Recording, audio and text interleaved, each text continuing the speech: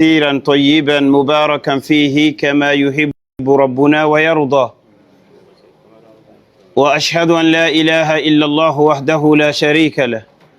وأشهد أن محمدا عبده ورسوله، فصلوات ربي وتسليماته عليه وعلى آله وصحبه ومن تمسك بهديه إلى يوم الدين. أما بعد،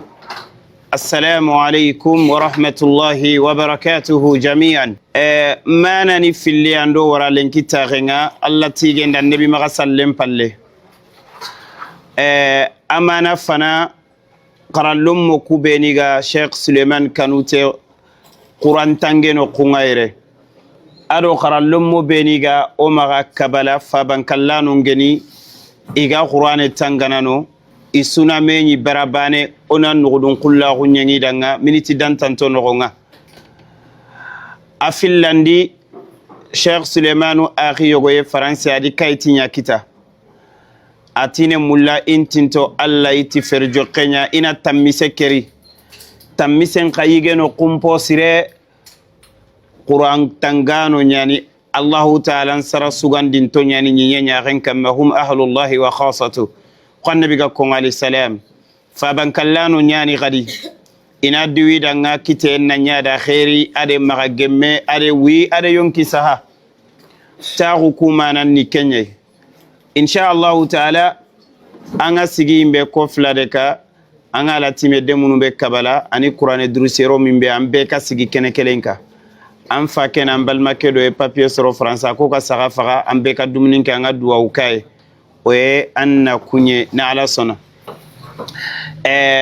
Qur'ane kalam ambe Qur'ane kene de kan kadaka ambe Qur'ane drusero de la one Qur'ane baranya o fa Qur'an tange no kunye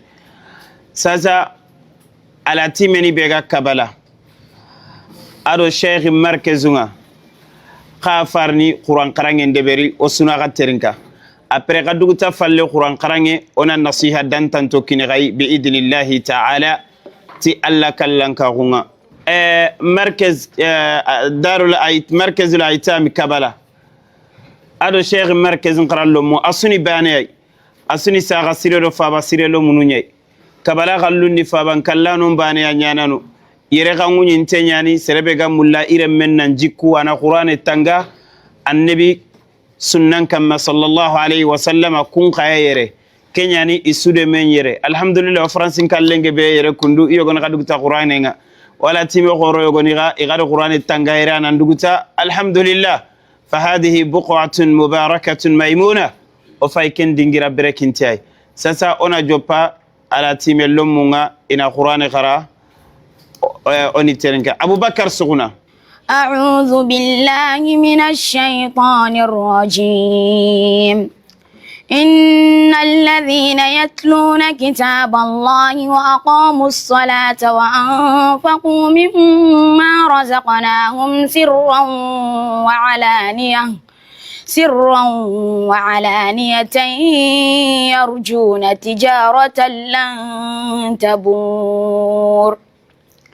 ليوفيهم أجورهم ويزيدهم من فضله إنه غفور شكور والذي أوحينا إليك من الكتاب هو الحق مصدقا لما بين يديه إن الله بعباده لخبير بصير ثم أورثنا الكتاب الذين اصطفينا من عبادنا فمنهم ظالم لنفسه ومنهم مقتصد ومنهم سابق بالخيرات بإذن الله ذلك هو الفضل الكبير جنات عدن يدخلونها يحلون فيها من أساور من ذهب ولؤلؤا ولباسهم فيها حرير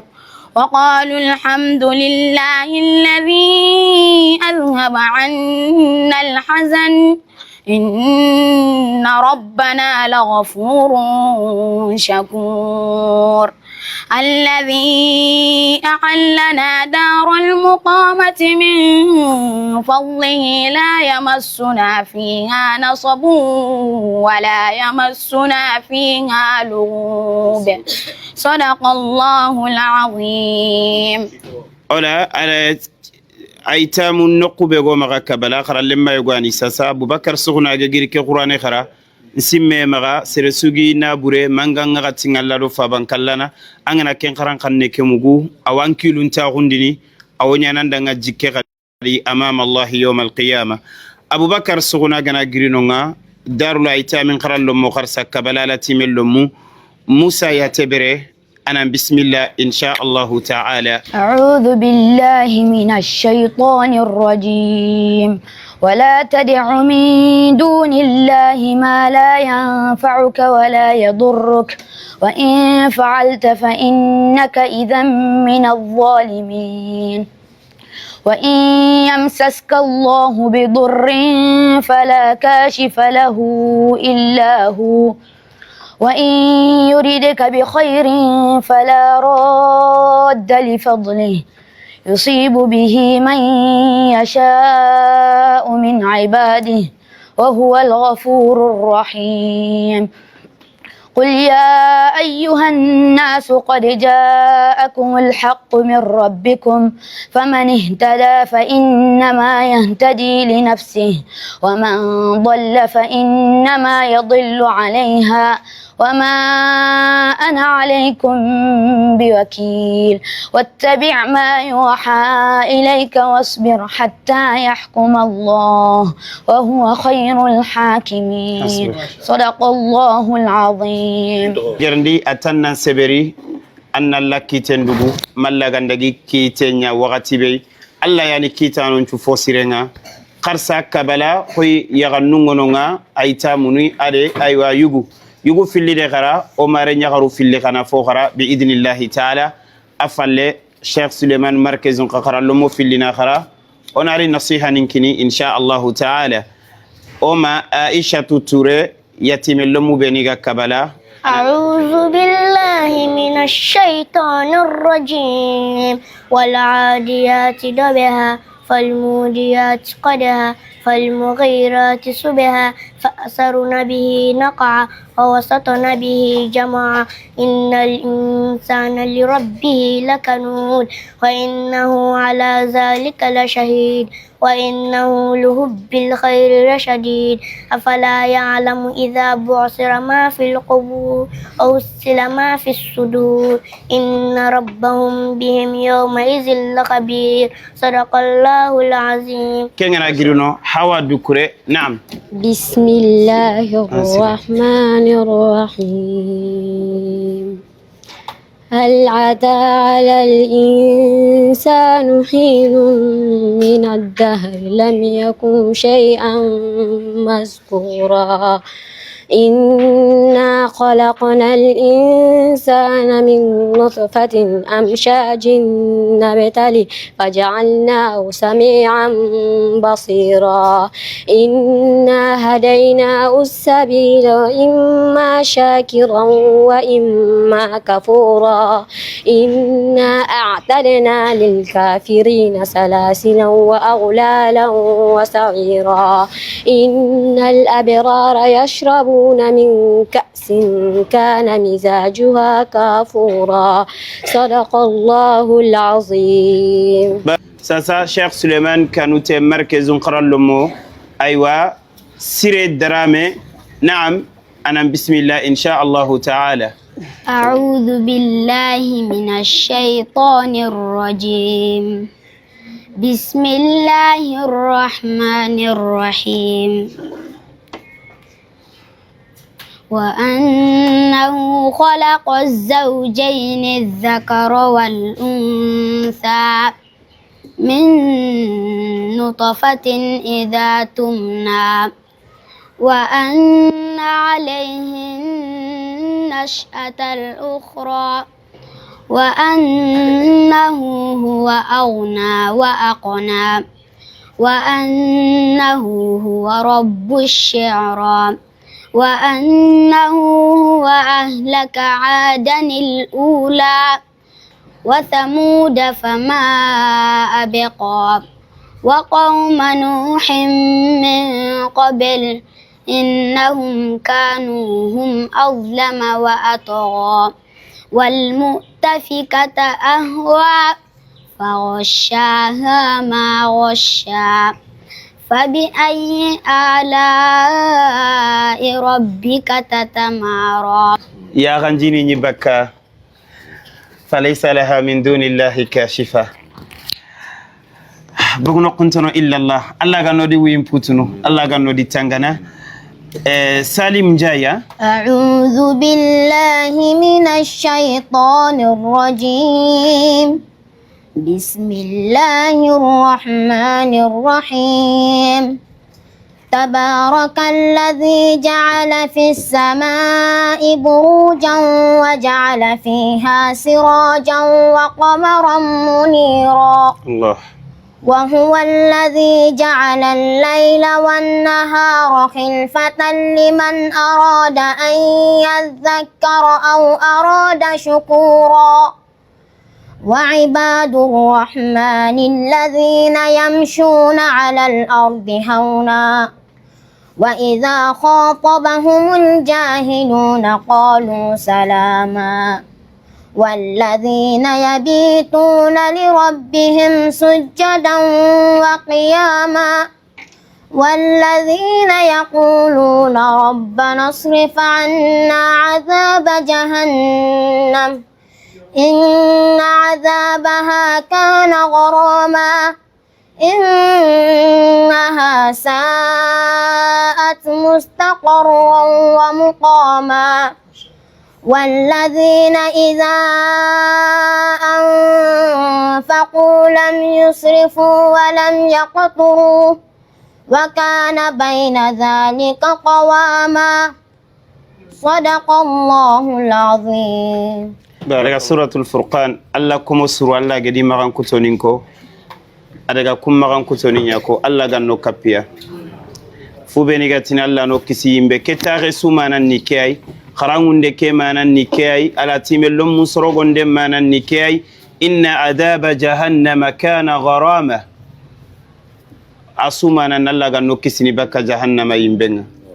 yawma naqulu li jahannam hal imtala'at wa taqulu hal min mazid asefeneya imbeke yonkinyani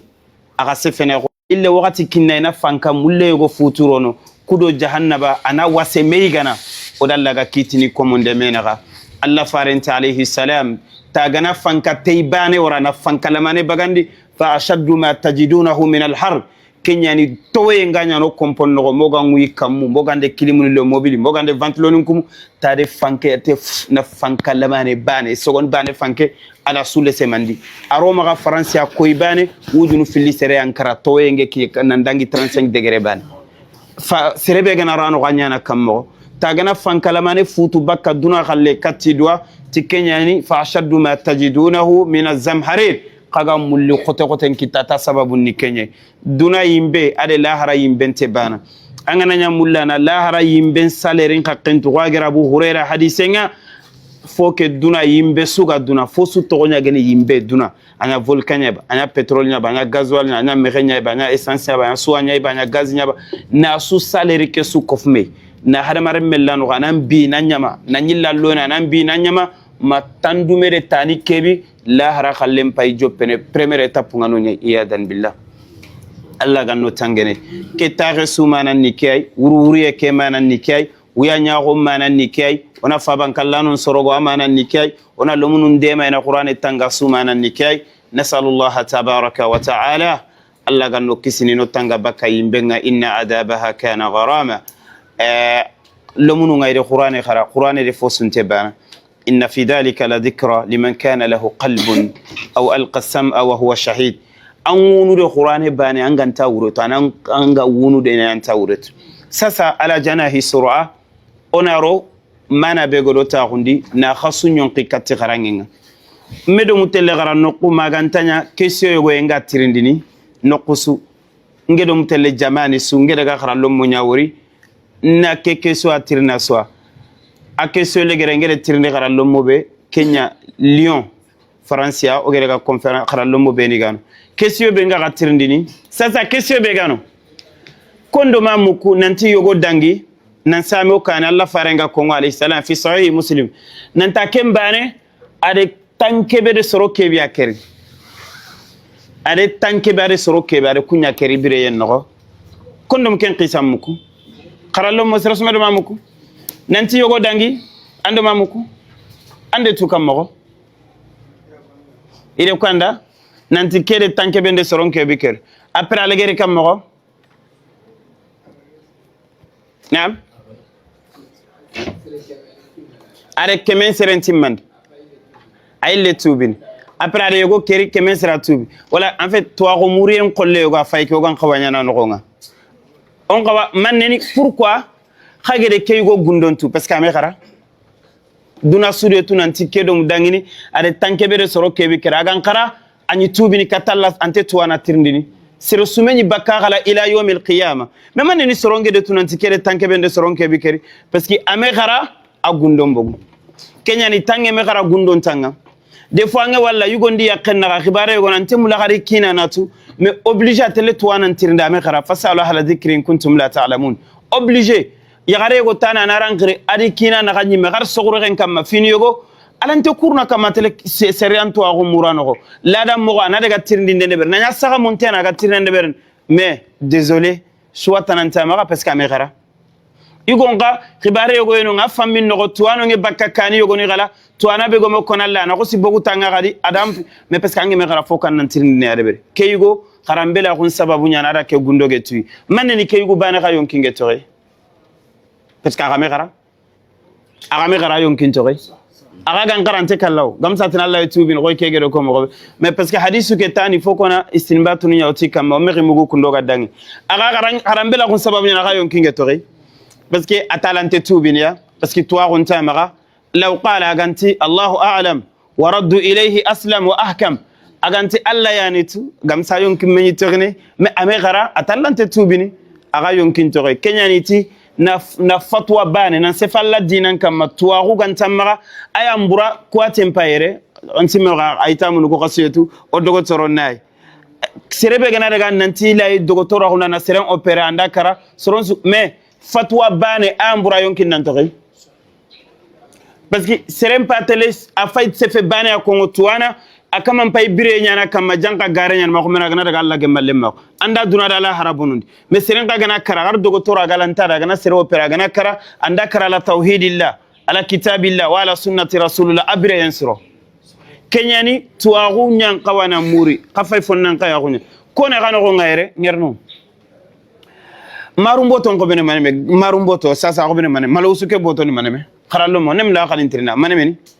mare yagaru ay tura anki sorana kende marumbo ton ko bene maneme re khantetu ah ok basalimbo ton ko bene maneme khantetu courant factory maneme ni khaso robinet factory maneme ni khaso khantetu tie nga sasa agoto ane maneme sasa khantetu mais pourquoi parce qu'il faut sumer mourra mara illa magantanya nanti kankara mais kota ba ganar konganda nanti courant factureli a kota nanga tini nanti fiye do tay on kapale mayo no information en francia premier passé yogo examen a to renkania ame menyo golnya le mayo gara ga gere galen ko kundu ida mais c'est ya quoi ti wuri ya kenyandiri ti maronde tenyeme iken kilo menta ga kunjabi kay mekeda nam aken kilo menta silan akotane angarina tu ange wala saketi fubeni pari ala timenu ko kay wala fubeni ga participer 10 euro ni 20 euro angana kunyogo ni gollem pay ga golle bede berni kurena 10 euro kitana kay khadanga subhanallah nezi nge kinyene dingira nezi tani golnya no ko kembiro ko nezi ngena ra gana kinye dingira angana tagara nge tanjini kudo nan sheni ke tagallan tagaya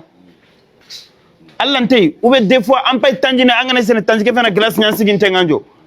ay kinyene degere golnya no ko nga fubeni ga gollini sella saketi metro gollu nyanga no ko yogoni anna ngui frigo no en posana ngui france sella kembire mais soro nyangi liga tele golli kembire kudo na lande man nan ko tigaranga kada ga fa bani tirndi ga khalsinu ku kitta mo be gi walla katiray kada ga mani iyo goni di mello golle sure iyo gona anjo tanyalina na logo golnya nokunga iyo gona ampay nonga ampay serenya fay taxunu ana sobe ndeberi annara ga anna khoro sobe andar guta anna khoro anna ro pubeli anna den kuran na fonne kita nke medame ge bendeberi nke o gay golni garnga tan eskela ngerni to be garan kasal masratan anare ake khuru khora ay wala anna khoro tapani so mangi wala khasara no yogoni de ga akhini yogo ifay ka tampi nda golle kudo mane kudo kan qara kana umman nafa nahnu ummatu iqra ay fana bege an qannabi kamati iqra itan nabi nan qara alayhi salatu wa salam wala kenyani qara limman nan qawana sobe nyawtu saketi ita gange be alati men nyan qawana an qara nan ko paski angere wori aytamun ghayyaru majra tarikh aytamun nyande tarikhum jinguru kille day landi nalinya yugo idu danga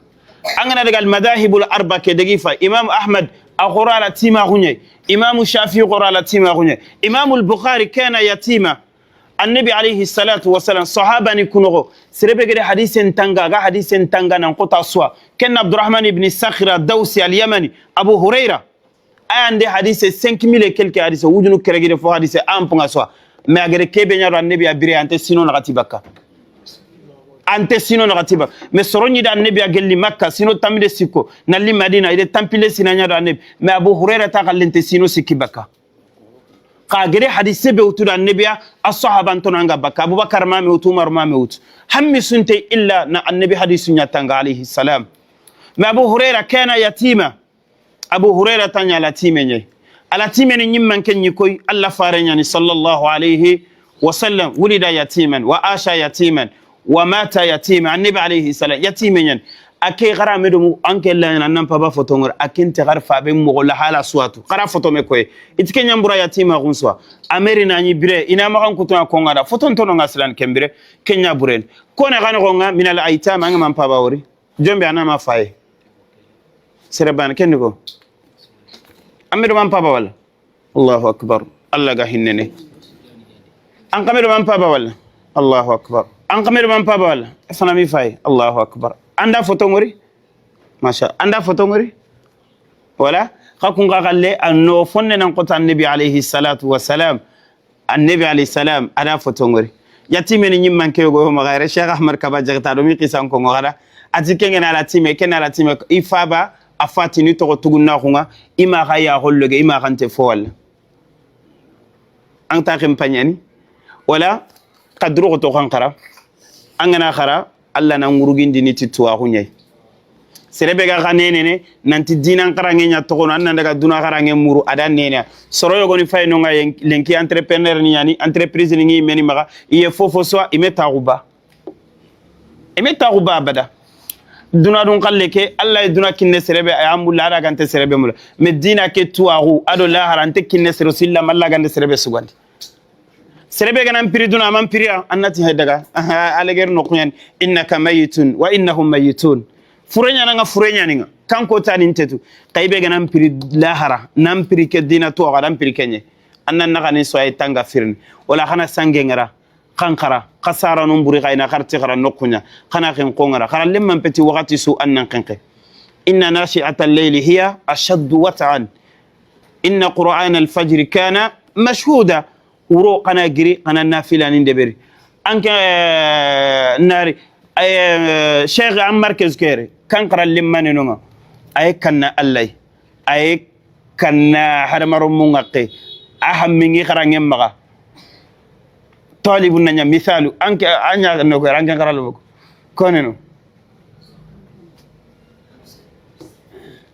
ko ato bu jawara Allah jawara bu jawara giri anga aha darul aitam ke Abubakar Jagte ti sobe nanya nge kanallay andurgo tentenna masha Allah ha tigara wori mo simahum fi wujuhihim tigara wori mo ngetunu nanti sobe tenya ada khalilun tebal masha Allah aha yaganu ko ture kanya kaneno ante sere tampina se femme gobo masha Allah kharangen nalinga da aussi koni khakun aga kanen ato hawa dukure mashallah hawa courage aha ngerni kone garallum mo quoi karange gantelingada kamma kin to ma gore bay jodini nonya bagana angarallum kone no karange mentelingada akenge me ya ganya mo ko iyo aganya mo ko foyo no nga hasanu ngono kone no karangin taso be ngasiri hakika nyana ne konga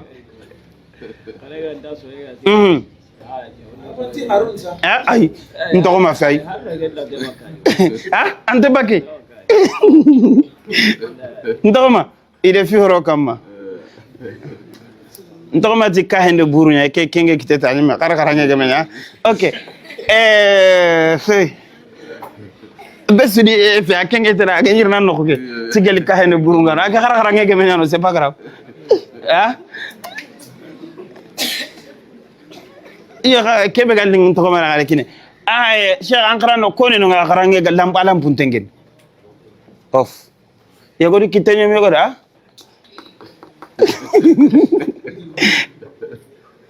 okay ngerni kon sumini nan kota gaswa darulaita kon sumini terengala la kamsa ayno ke musa kun angede kebe koy bama ay musa tebere sumana ngore allahu akbar anna duoda cheikh ngano ko ni sumana ngore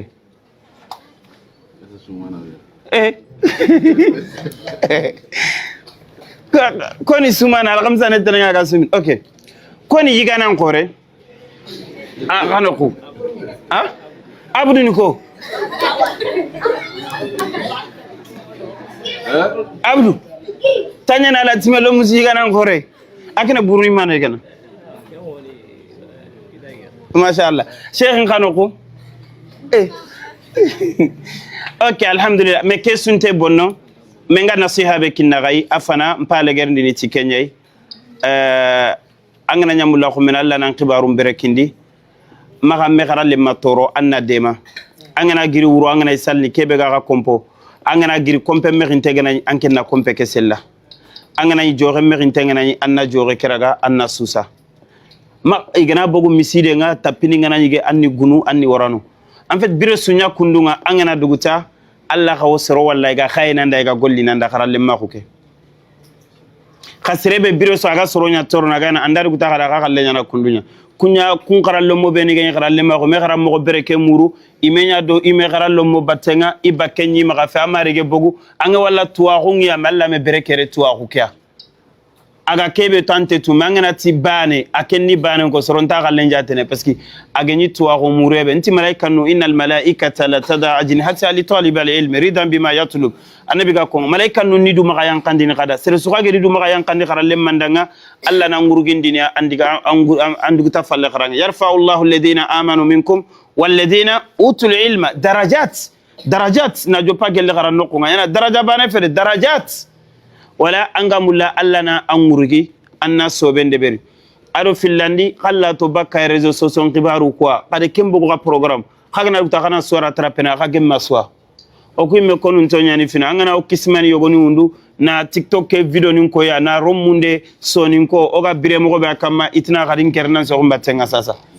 ganninga se febe geni kongini gundonya soro fili kanno kenya tele ko réseaux sociaux kam ganni irame be geni rono salon no kenya fa réseaux sociaux kam masasa onte to ko kagana yirno khoro kagana yerninya du'a tuninga karnika application ni baranga kembire skype ni ko anyino viber ni nyanyino nga kembire message kunga katini ndaga yogodo mu téléphone Nokia 3310 ki afendin ta bire yero urago akara horago ame yogo bonondi ame sumbu gudu adi sigiram paga khati sasa ko iPhone nigeri ide kantande men kara bangi swa wala khana la to baka kunno kwa kanduro to kankara inshallah tazanta mo geri Allah gana fonnan sira ko nya serebe da bire sunyo kongo sirege be da jabi mo ibe ganin kemu ngiri france dille mera ga kaso ga ko hammi problem ko tan tin he jeren ko ban nan daga qur'an tange no ko sugal linganda parce que Allah fare nyando ko hum ahlullahi wa khassatu Allah ko mo nyani angam lalla nan pingurugi nyaado qur'ane battenga qur'ane yanka ayanka kangu moto kamma qur'ane ayanka kanyi moto kamma maga kanna maga konwa khasa kwa anga kebe ako gari gana ti kempeti maga kon ayanka kanyi moto kama muhammadi moto alayhi salam qur'ana yanka ke muhammadi moto kama ada yimoto ke fosu yimoto dangin ten so Allah re manne ko ke moto ko suratul baqara timane kuntum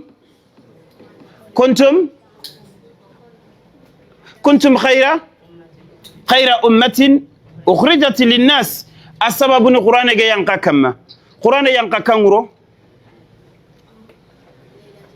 laylatul qadr Allah re manne ko ken kibare ati inna anzalnahu hu kebe gano alquran ndi qur'ana yankandi laylatul qadriya laylatul qadr Allah de man nefsangun ta gunyada khairun min alf shahr ko de qur'ana nan yankan nabi kamali salam jibril Allah de sugandi malaikan ne sukamma ayanka kan kayfare kamma muhammad alayhi salatu wassalam Allah da Allah faren sugandi kayfarun sukamma Allah faren to golli qur'ana tani maname ok olli tani nagati darula itamin na filloko Cheikh Suleiman Qarallo mon na filloko aha tafana aha ay kan ay neno qur'an ay be ga koyni aha محمد رسول الله والذين معه أشداء على الكفار رحماء بينهم سورة الفاتحة نعم كنا باني في اللندي ما كان محمد أبا أحد من رجالكم ولكن رسول الله في اللو سكندي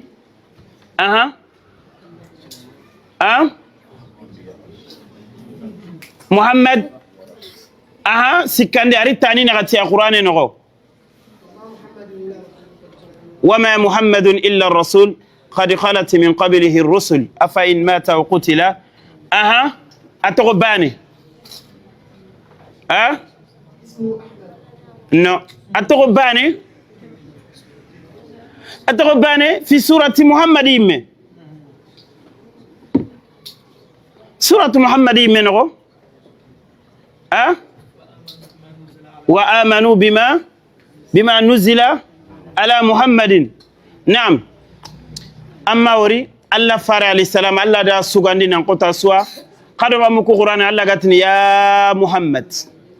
أري آدم أغراتي يا آدم اسكن أنت وزوجك الجنة يا عيسى بن مريم أأنت قلت للناس يا نوح اهبطوا يا إبراهيم قد صدقت رؤيا يا موسى إني استفيتك وفنتها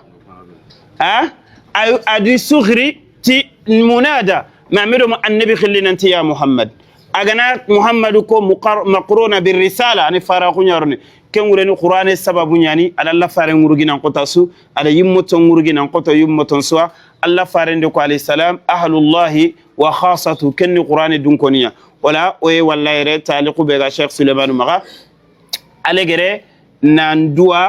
ساغسيري دو فابسيري غولنيال لمن سودانا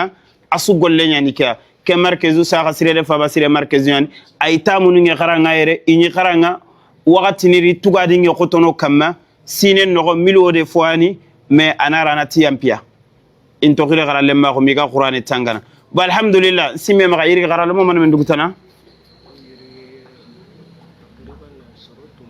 aywa tumme dugutana alhamdulillah e qur'ane kesuni drogotenya ado sere swagi nafaka utwaga walla da khay serenni du alla tiga alla ganan takke fi faban kallana ngol alla da khairi amuru tanga naam alla gana khairi muru tanga ne maka gemmenya de bernanda angana duorano go annata alhamdulillah bawne angana faban kallana golle anne anyimme ya golle angana qur'an tangeno ko annanyimme ya golle ari fil hadisi sahih عن عثمان ابن عفان رضي الله عنه ننتلا فارنت خيركم من تعلم القرآن وعلمه قصفو سري اللبن المئيار عند الله الله نقنياني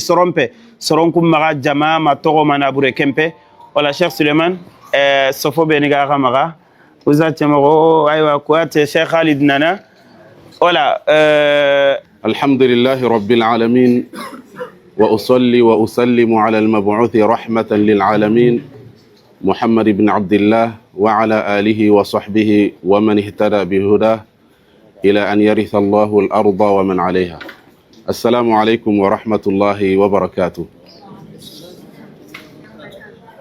الله تيغان دين دانغي فالي أدو النبي مغسالي ورا حسوسو كوني تسلام مغون كوني ندنغ كنياغين. السلام عليكم ورحمة الله وبركاته. الحمد لله وشيخ هارون غاكو ونياغالي تيسري ke ide ke fikra na markazu nun filli ni kofme alhamdulillah ina metu na sage na nasihan kiniya ibega na meli nasihan ku nugurun kullahu ku angana fankita duna ado lahara oga fumbe kapan nugurun kullahu ku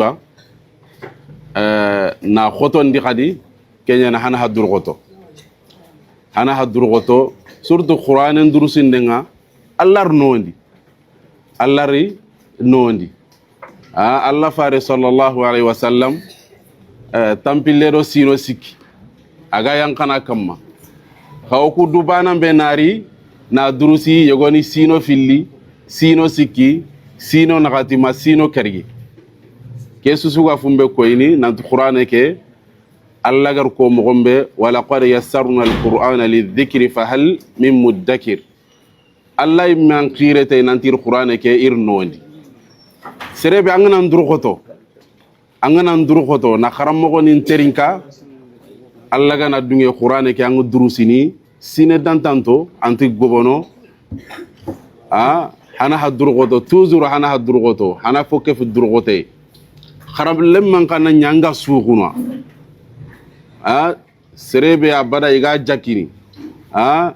suguna alhamdulillah yiti ayani markazul aitam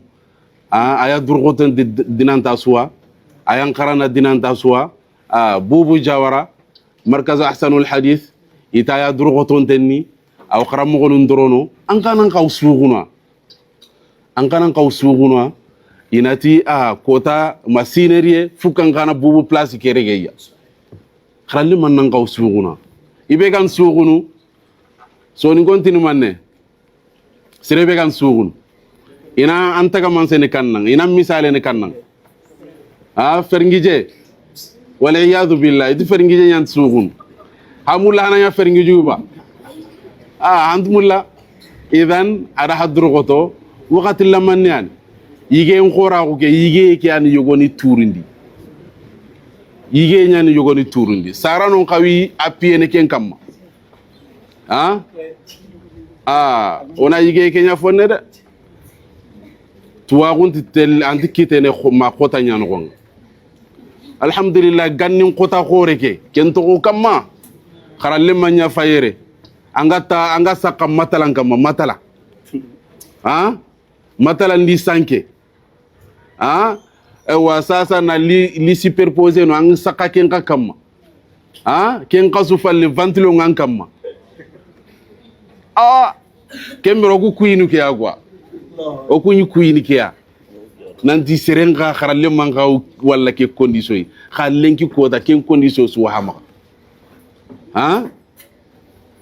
ken condition su hawano manen to ko khadi ana hadurgoto ha fasara no ku fatterin kene ifatterin kene ngare mendugo tan kankota lemmen dugo tan kankota lemmen kan nokui hana hadurgoto wakati lamanne alhamdulillah koy dangin tege suro fil gaduguta alhamdulillah hanan qaw sugun miya kharalle me suure ganti markaz nogo hanan duguta ko te yande kena hada hadurgoto wallahu subhanahu wa ta'ala nyagana fummen go duguta alla ganna sebetindi idanga fummen kagam duguta alla ganna akutte nondi wa hada wa sallallahu ala sayyidina muhammad wa ala alihi wa sahbihi ajma'in. Alhamdulillah on yagalin tonyani gadi insha Allah ta'ala ke ani tafaranga na markazu nimpilli kofmei ala timeni markazu ado markazu ahsan al hadith ina nyige domei ina metu ku markezini fillano maga Sheikh Ibrahim Jaguraga no ku markezul amani afay nyama koro kuraninga ala timen qoronka fubeni finaga duguta quran tange iduguta aya maganonga alla gana dunge kadi modo ga sagene oda ga suna giri kadi ona daga non kai kadi kana yige domei ona nasiha nin kini domei na ko inantiga ala timen fono beni ge duguta quran tange ke markezu ani ado markezul amani ke insha Allah taala wala ay man kenni a Sheikh Ibrahim Jaguraga ay mekhari aw baranga nasiha bega maga katti gai ana kunnugulun kullahu ko ngoda kada o de yigande nga jofene bara insha Allah taala o e pasene Sheikh nga بسم الله الرحمن الرحيم الحمد لله رب العالمين والصلاة والسلام على أشرف المرسلين محمد وعلى آله وصحبه أجمعين وكنيني وناس أجيكوني نعونا السلام عليكم ورحمة الله وبركاته دولنا نعايا خاجة بنا السلام عليكم ورحمة الله وبركاته ما مقصري السلام عليكم ورحمة الله وبركاته Voilà, Kiani, sasa kiamugi. Kiani, anta dangini digamu benu ga girina nkoni. Na auto Sheikh Harun na Allah warama atro o kismerenga markaza ahsan al hadith. Yo kana ga ko to ga mudirin nge kismerenga. Donc na Allah waro kismerenga Sheikh Suleiman Kanute yo ora wa dornoti kharamo ga on karanga parce que o kharamo gan. Voilà, iga girina ko mo be anta dangini kedi. Lemena ko ndagame aro lemena ko lingo wakati ara lingwe est-ce que khawtuba lemena ko lingwe nda dagame ken kan khagai kolla na jabi ha lemena ko lingwe alingwe nda lingwa ko ha kharange amma ni digame ke ni digame be ka ko ni nanya digam parampere ngare ha oni mulla na atwa lemena ko ndaga menchu suni kharange parce que sere angir hosu khara lemena gondi angir hosu khara lemena gondi natu angana khora angana keme kharange angir kebe khara lemena gondi natu kenya nanna hana dinan tan khoro halla angir kubenu khara yogo wa muko khara mo no gai ti serebe lemena jongaru mama ntengana nya kamandanga legeru kenga lingono bimana kama ngalegeru lingen kita keni kan khaga serebe lemena ko angere hari tampi nengeri angana goro ken tampi nere anyana ndanga darsu nyai angana gorno ankinene noye nyai khaserebe gaga gini jongarun yo pa lingo nyai agangebe wori wonta tina sure na agangebe wori legeru ken telle nyemeti kan khaga atelle nyemeti baso nyai awren kan khagai Sheikh Suleiman ha girna diga legeru benuko aga kumpa ala hala keberi lenki ganinga oku wagati est-ce que haro go garamo gonu ni saka berugo menu kama ama ko dore ama go bore haro garamo gonu kunna njoko ga berugo menu kama kharalla karonga no gondi kuranga nonga kurang kure kema go bore mais kiunda ga wakati kiunda ga mogonya ni khawati khaga ngeme ko kenni khairi qoray alla na dungete ga kun khaga ga nay kinyene ato o ku khaga sigra kay ken khawani ni duna talla lingo telle kenni duna daga mogonya wala nya ga na alla ga ni ken dume wala kha ken chusu ko mante angari ni garalanga nambuga madam papa ime bane ure lemena ko nda ko tenyande parce que ga étape kebe aga ala kebe wodangi deyo donc a khotenyen kasire sugeri ken côté munyi parce que anga leben ngutu na wara keme geriri aya ga ganti mari habai khere ke andati mena ya ngure voilà donc ken kara ken ga hamine haken ganya mogo kudo na amaran paba khire ke ga na mungundi do kenga fo lenkan nan drogota annan na ganen chiti parce que khanda ga drogoto lenki na ga ganen chiti ko ta warni khakunya ga buguntenga ni do kubenui malenki khaya ga buguntenga ro kubenui nanti wi manu di habanu karanga khaka kungiri khadaga kharalanga haraga nay kharla ke ho ganta gai madama ngantam madam papa urere kenyi me bane anga tampie be aro anga hibe santini kenyi me bane no gonni kenni ho gotenye khalenki khakunya ga buguntenga ro kubenu i khanda ga drogoto kotarin tunga ikun khaga ya remba karagaya Allah nda dungete kanga man drogoto lenki angenya nanti kutunga garalanga ngaga ni tunchi ma ngagaranga nta garanga angen kallenya na pernu hilayde Allah ga nora ga kisikenga Allah nda dungete ga ken kandernya kharafam donc kharaga drogoto kharange ke wakati bucinani lemena ko ke mebegen wakati bucinani ko ta warni khawata kuno khawasi mene kudiga mu benu ha kona garanga kenni kan khagai nanti lemena gun daga menni kharange nyai aganda goro kota be kota yi khawata kun nanti wallahi nke ganne tulle mena gun de minga nin drogoto nanya kundu kenduni angana drogoto lemena gun dia anda drogoto anketuna qur'ana durusi donc anketuna kharangun tananun continue ni qur'ana durusi ke halle parce que ora hibe ga jatel laga lemu benu ga qur'ana durusi ni gangebe awa walli men nanti dugu ta halle qur'ana kenga ke ken kharange nyamanteni la qur'ana durusi empete kharange nyamantenga khaken ni khona kharange kharle menya kinang ogana atoko mudir motoke klenkini serebe nanti kati moton klen haike araga auto alla ga hibe nyana annanyate kleke wamaga amaro motondi na girindi na urundi est-ce que moto ke wanna hana antan hana donc kundunya ni qur'ana na alla kitabe nyai kitabe be gina khairin gebe nyani khairi kedi gobe mogo anga maraga tanki tumpille anga kawa hibe gaga kapei anga makenya khairi ke gobe ke antati menere kharafam donc kharaga drogoto khanaga naganen chiti khanaga drogoto lemena ko ken wakati bucinai khamaga ga kilungara lemena bononto benu khaya gangi ya selanga maka ke ngalla telephone nga khamaga ga kilengara kunkama khamaga ga du wuturo kumbatenga parce que hoge be ga no qur'ana durusi halle ille ne go kun ato grima ngo nje kun chorombel nuga mo be ille ne kundunye ankenda sino na gatinya kharalanga manda sino sikinya kharalanga manda sino karaginya kharalanga anga garanga anga alla kitaben kharanga anduguta be sunya gali nanti kati hara alla kitabe ke drusi kati ke alhamdulillah sara gorenyen kha ange magituna alla rankin kitabe raga mo tana susui manya renga waganto kubenu do sorombel nu kubenu girima kan ko nga kono mo be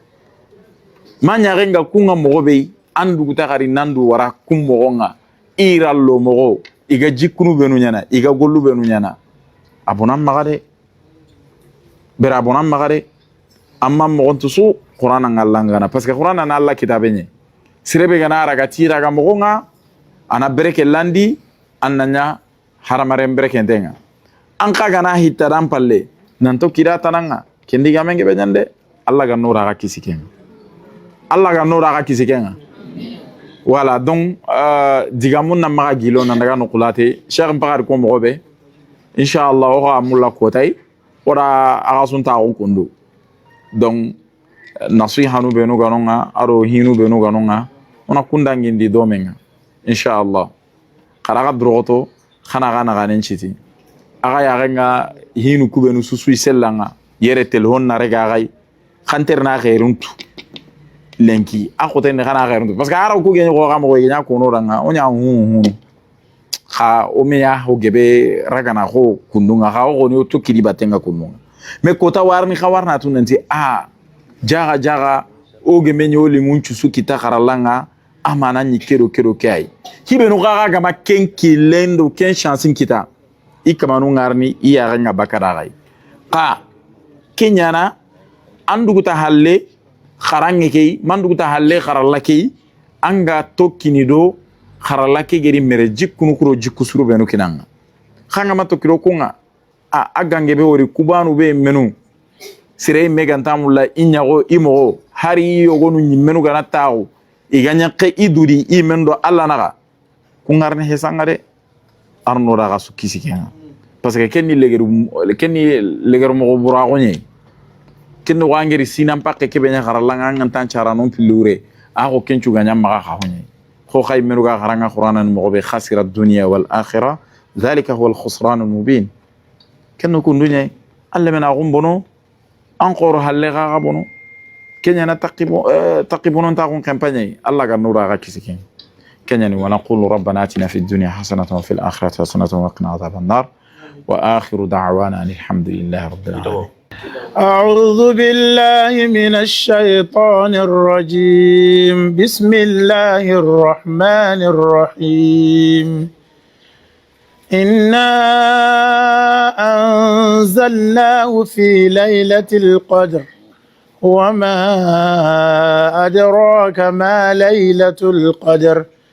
ليلة القدر خير من 1000 شهر تنزل الملائكة والروح فيها بإذن ربهم من كل أمر سلام هي حتى مطلع الفجر ربنا هب لنا من أزواجنا وذرياتنا قرة أعين واجعلنا للمتقين إماما ربنا آتنا في الدنيا حسنة وفي الآخرة حسنة وقنا عذاب النار ربنا لا تزغ قلوبنا بعد إذ هديتنا وهب لنا من لدنك الرحمة إنك أنت الوهاب kanyini Allah Ta'ala bolo Qur'an mun kalana ala ka baraka do yoroina yatimaden no ala ku tafanga di baraka bauma ala ka tafanga di baraka bauma ala ka tafanga di baraka bauma